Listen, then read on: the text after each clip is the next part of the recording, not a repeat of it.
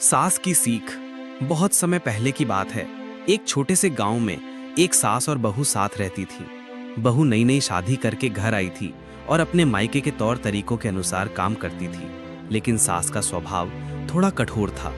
वो बहू की छोटी छोटी गलतियों पर टोकती और डांटती रहती थी। बहू दिन रात सोचती रहती कि कैसे अपनी सास को खुश करे, लेकिन सास हमेशा कोई ना कोई कमी निकाल ही देती। धीरे धीरे बहू दुखी रहने लगी। एक दिन बहू की सहेली ने उससे सलाह दी, तुम अपनी सास को बदले बिना खुद को बदलने की कोशिश करो।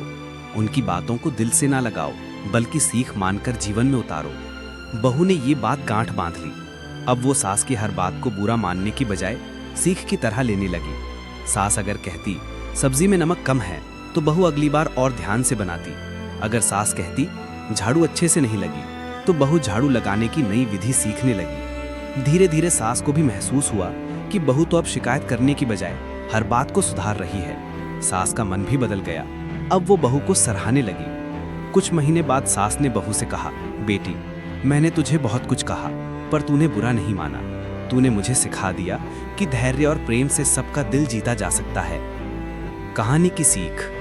हर रिश्ते में धैर्य, समझदारी और प्रेम जरूरी है। दूसरों की आलोचनाओं को अगर सीख की तरह लिया जाए तो जीवन में सुधार होता है। बदलने की शुरुआत हमेशा खुद से करें।